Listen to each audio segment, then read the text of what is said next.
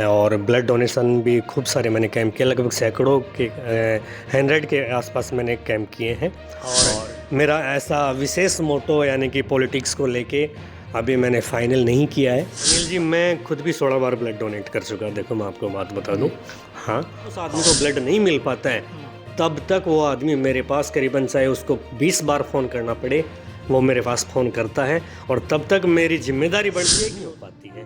कहीं ना कहीं ये पेपर लीक कहाँ से हो रहा है, किसके माध्यम से हो रहा है, सरकारों तक इन तक पहुँचना बहुत ज़रूरी है। अगर उस जॉब में सेलेक्ट नहीं हो पाता है तो मैं उनको हताश होने की बिल्कुल ये सलाह नहीं दूंगा कि निश्चित रूप से उनको अपना टारगेट फिक्स करना चाहिए। वो कोई सा भी जॉब से हट के उसको बिजनेस पे अपना फोकस करना चाहिए कि मेरा दिमाग किस बिजनेस में चल सकता है और मैं क्या कर सकता हूँ, उस बिजनेस पे उसको पूरा फोकस। अनिल, आप देख रहे हैं डेमोक्रेसी अपडेट। आज हम ऐसे युवा सामाजिक कार्यकर्ता से मिलवाते हैं जो समाज में बहुत अच्छा कार्य कर रहे हैं, ब्लड डोनेशन वगैरह कैंप भी लगाते हैं, इस क्षेत्र में काफ़ी अच्छा कार्य कर रहे हैं। तो आपसे युवाओं के आदर्श ओपी जी वायला, तो सर आपका हमारे डेमोक्रेसी अपडेट न्यूज़ चैनल पर स्वागत है। बिल्कुल स्वागत आपका, नमस्कार आपके चैनल के माध्यम से। अनिल जी, मैं मेरे बारे में परिचय देने से पहले एक बार सभी दोस्तों को मेरा सादर प्रणाम। मेरा गांव पंडितपुरा है और पंडितपुरा ये पावटा ब्लॉक के अंदर आता है।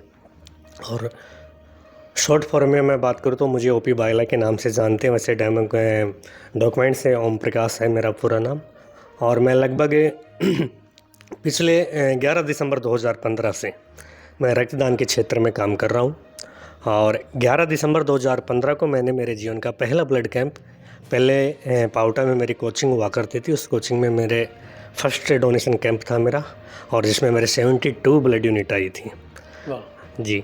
तो मैं इसकी कैसे शुरुआत की ये भी मैं थोड़ा सा बताना चाहूँगा आपको कि एक बार एसएमएस हॉस्पिटल में मेरे किसी परिचित को ब्लड की बहुत सख्त आवश्यकता थी, तो उनको इमरजेंसी में ब्लड नहीं मिल पाया था, तो वहाँ मैं एक ब्लड डोनेशन किया था मैंने खुद ने। और तब से लेके मैं पीछे नहीं मुड़ा और लगभग आज तक मतलब मैंने निःशुल्क चिकित्सा शिविर लगाए हैं और ब्लड डोनेशन भी खूब सारे मैंने कैंप किए, लगभग सैकड़ों के 100 के आसपास मैंने कैंप किए हैं। और इस क्षेत्र में नहीं, मैंने क्या नाम है, कोटपुतली, पावटा, विराटनगर पे मैं बात करूँ, सीकर ज़िले में मैंने कैंप किए हैं। और इसमें विशेषकर मैं योगदान मानता हूँ, युवाओं का इसमें बहुत बड़ा योगदान रहा है जी। और एक विचार होता है ना, ये विचार कैसे आया कि ऐसे कैंप लगाने हैं, एक विचार कैसे आया, ये विचार वो बताइए हमारे को। देखिए, जब मेरा पहला ब्लड कैंप था तो मुझे खुद को भी यकीन नहीं था कि मेरे पहले मैं ब्लड कैंप में इतना ब्लड आएगा। बेहतर यूनिट उसमें मेरे आई थी। मैंने एक स्टार्टिंग किया था कि क्यों ना हम इस क्षेत्र में, जब 2015 में मैंने पहला ब्लड कैंप किया तो उसमें मैंने बहुत मेहनत करी, संघर्ष किया, युवाओं को मोटिवेशन दिया कि क्यों ना यार हम एक पावटा क्षेत्र में एक पहला ब्लड कैंप करते हैं।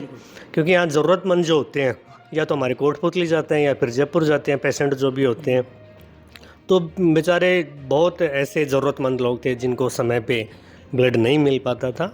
तो उसको मद्देनज़र रखते हुए मैंने एक ये डिसीज़न लिया था और तब से लेकर मैं आज तक बराबर इस कार्यक्रम में मैं मेरी नैतिक जिम्मेदारी निभा रहा हूँ। बिल्कुल, जैसे इस प्रकार से काफ़ी लोग को और आगे आना चाहिए, ऐसा कार्य करना चाहिए। और सर मैं बता रहा हूँ, जैसे सामाजिक कार्यकर्ता भी है, जैसे एक किसी बंदे को एग्ज़ाम के लिए मैंने सर को कॉल किया था, किसी अपावटा क्षेत्र में एग्ज़ाम था, तो मैंने बोला सर इमरजेंसी कोई बंदा आ रहा है दूर से, उसके लिए रहने की व्यवस्था भी करनी है, तो वो व्यवस्था भी इन्होंने की इनसे बात करके। बाकी इस क्षेत्र में काफ़ी अच्छा कार्य कर रहे हैं। और भी सर से पूछते हैं आने वाले टाइम में क्या प्लान है और क्या करोगे। देखिए अनिल जी, मैं आपको बता दूं कि एक यानी कि 11 साल हो गई मुझे एक सामाजिक कार्यक्रम में मैं बढ़ चढ़ के हिस्सा लेता हूँ, चाहे मुझे कहीं भी मेरे क्षेत्र में, विराटनगर, कोटपुतली में, बेसिकली मैं मेरे क्षेत्र पे ज़्यादा फोकस रखता हूँ। मैं मेरे क्षेत्र को छोड़ के बाहर नहीं जाता हूँ। और विशेष रूप से अपने जिम्मेदारी भी बनती है उस व्यक्ति की जहाँ जिस क्षेत्र में वो काम कर रहा है उसकी जिम्मेदारी पे खरा उतरना। और मेरी जिम्मेदारी मैं जहाँ तक मानता हूँ, चाहे वो मेरा क्षेत्र कोटपुतली हो, विराटनगर हो और पावटा हो, NH 8 पे ये क्या है, ये सिटी लगती हुई है, ये सारे शहर, और इसके आसपास में सापरा हो, तो मैं इन शहरों को, इन सिटियों को मैं ज़्यादा प्रायोरिटी में इसलिए लेता हूँ क्योंकि यहाँ के जो पेशेंट होते हैं वो या तो हमारे कोटपुतली आते हैं या फिर जयपुर जाते हैं।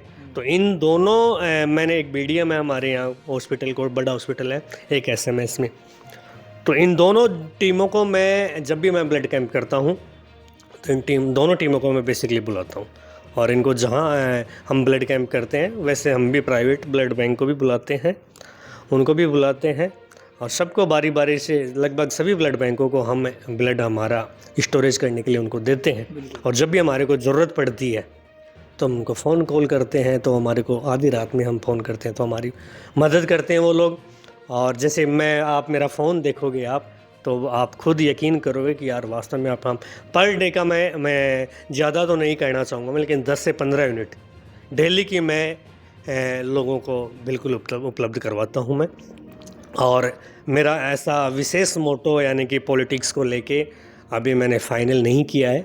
बाकी मेरी जिम्मेदारी जो सामाजिक कार्यक्रम में जितनी बनती है मैं बढ़ चढ़ के हिस्सा लेता हूँ, चाहे वो सामाजिक कार्य चाहे कैसे भी हो, क्षेत्र चाहे कोई सा भी हो, लेकिन मैं ज़रूर उनका हिस्सा बनता हूँ। चाहे आप अभी देखो दीपावली के दिनों में अभी छुट्टियां चल रही है, क्रिकेट प्रतियोगिता बहुत सारी हो रही है, तो युवा मुझे बहुत प्यार देते हैं इस क्षेत्र के, और बड़े बुजुर्गों का तो आशीर्वाद रहता ही है। आप भी न्यूज़पेपर्स मीडिया में आप देखते रहते हो बराबर। हमने देखा तभी तो आपके पास पहुँचे, जैसे स्टेटस वगैरह पे देखते हैं लोगों के खूब लगाते हैं कि आज वहाँ डोनेट किया, आज वहाँ डोनेट किया, वहाँ से ब्लड मिला। तो एक आदमी को जब ब्लड मिल जाता है, उसकी जान बच जाती है, वो सबसे बड़ा होता है। तो उसी क्षेत्र में भाई अपने कार्य कर रहे हैं।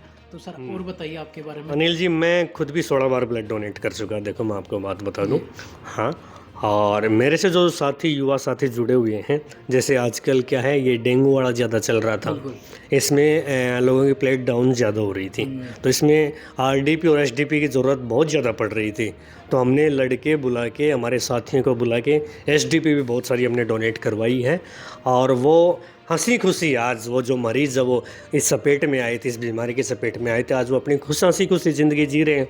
और एक विशेष मैं आपको कहना चाहूँगा, जब भी किसी आदमी को ब्लड की ज़रूरत पड़ती है तो वो जब तक उस आदमी को ब्लड नहीं मिल पाता है तब तक वो आदमी मेरे पास करीबन चाहे उसको 20 बार फ़ोन करना पड़े, वो मेरे पास फ़ोन करता है। और तब तक मेरी जिम्मेदारी बनती है कि मैं उस आदमी को, सामने वाले जिस ज़रूरतमंद जो आदमी है उसको जब तक ब्लड की ज़रूरत उसकी पूरी नहीं हो पाती है तब तक मैं उसका फ़ोन कॉल सुनता हूँ।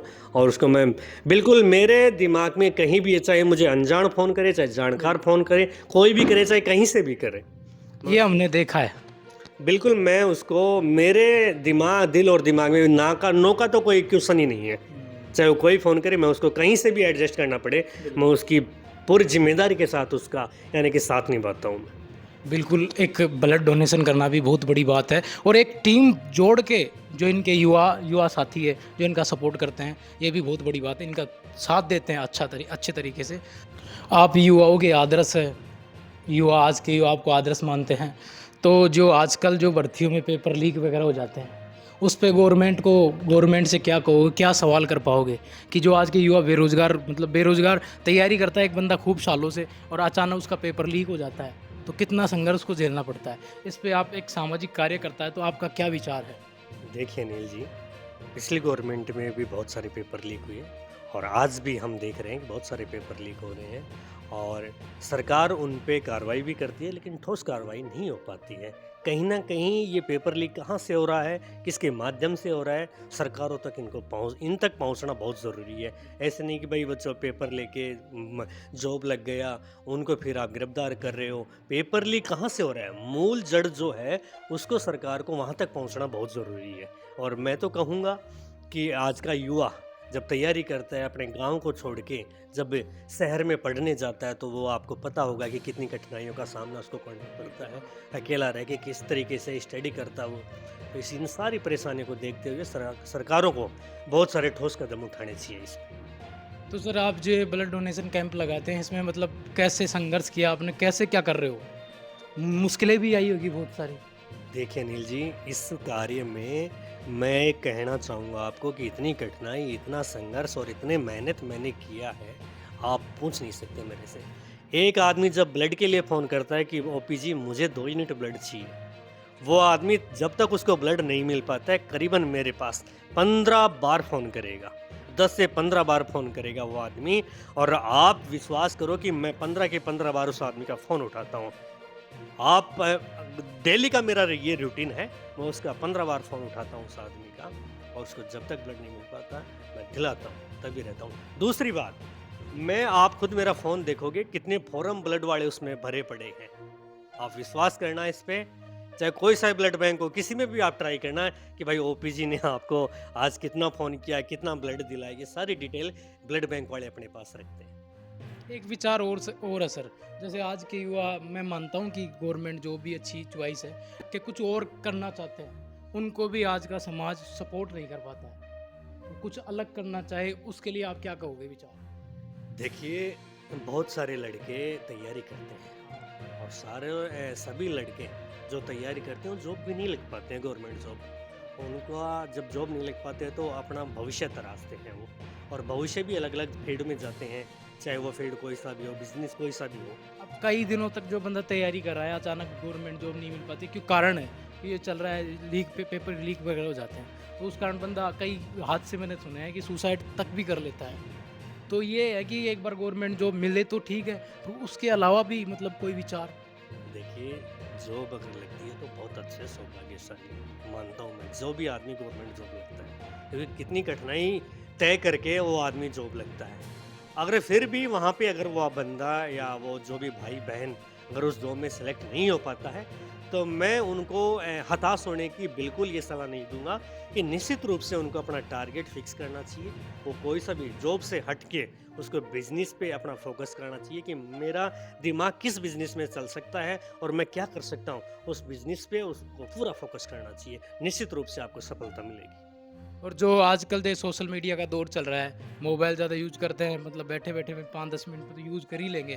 तो इस टाइम पे जो खेलना है ना, पहले के टाइम में बच्चे खेलते थे, जैसे आप बता रहे थोड़ी देर पहले, काफ़ी क्रिकेट प्रतियोगिता में मैंने मतलब गया हूँ, वहाँ पे पहुँचा हूँ मुख्य अतिथि के रूप में, और युवाओं को थोड़ी बहुत सहयोग राशि भी दी है। तो मतलब आज जो एक खेल का दौर है, ये एक तरीके से सोशल मीडिया आने आने के कारण लोग दूर से हो गए। तो इस पे क्या विचार है कि लोग वापस इसमें भी आए? देखिए अनिल जी, सोशल मीडिया का प्रयोग हमें सही चीज़ों पे करना चाहिए। मैं तो यूँ कहूँगा युवाओं को कि इन फालतू चीज़ों की जगह सोशल मीडिया से भी अपन पैसा कमा सकते हैं। बिज़नेस इसके माध्यम से भी कर सकते हैं अपन।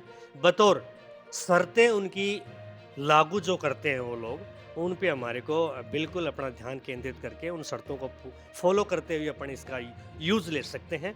और सोशल मीडिया पे यूँ कहूँगा कि ये जो फालतू की चीज़ें आती हैं, उनसे हमें दूरी बनानी चाहिए। और सही चीज़ों का हमें उपयोग करना चाहिए। ये कोई गलत चीज़ नहीं है, इसको बशर्ते लेकिन पॉजिटिव चीज़ों पे हमें इन पे ध्यान देना चाहिए।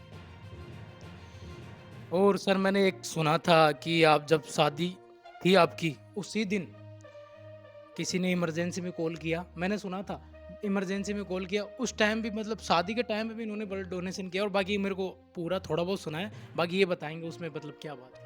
देखिए अनिल जी, मेरी शादी 21 फरवरी 2021 को थी और रात को जब मैं 3 बजे जब मैं फेरे ले रहा था तब मेरे पास फ़ोन आया था कोटपुतली अपने बीडीएम हॉस्पिटल से कि ऐसे-ऐसे किसी आदमी को ब्लड की सख्त आवश्यकता है।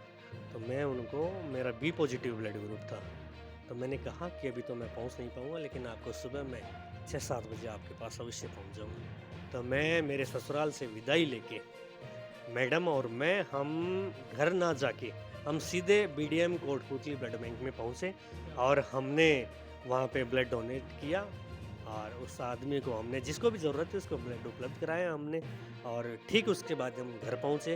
घर वाले भी हमारे वेट कर रहे थे कि भाई ससुराल से कहाँ से ले गए। हमने उनको बाद में बताया, न्यूज़पेपर में, मीडिया में, सब जगह वो न्यूज़ चली। बहुत सारे लोगों को जनप्रतिनिधियों का, मिलने वालों का फ़ोन आया कि आपने यार एक नई पहल स्टार्ट की है।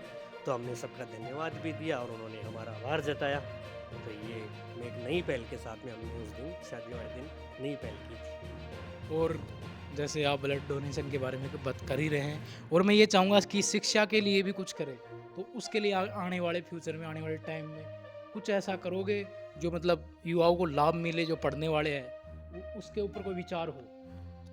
बिल्कुल अनिल जी, एजुकेशन की अगर मैं बात करूं तो जैसा कि आप बता रहे थे, शुरू में मैंने कोचिंग भी स्टार्ट की थी। मेरे 2014 से पाउटा और विराटनगर जयपुर में मेरा कोचिंग रहा है।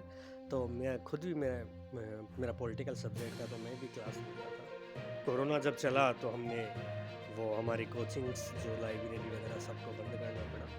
मैं युवाओं को कहना चाहूँगा कि एजुकेशन की अगर मैं बात करूँ तो देखो, आज का जो हमारा क्षेत्र है, इस क्षेत्र की मैं बात कर रहा हूँ। इस क्षेत्र में क्या है, एक तो राजनीति पे ज़्यादा फोकस कर रहे हैं युवा, लेकिन इसको मैं कहना चाहूँगा आपके माध्यम से, आपके चैनल के माध्यम से युवाओं को कहना चाहूँगा कि देखो, राजनीति भी है ना, इसमें भी सब लोग एडजस्ट नहीं हो पाते हैं, सब लोग एडजस्ट नहीं हो पाते हैं।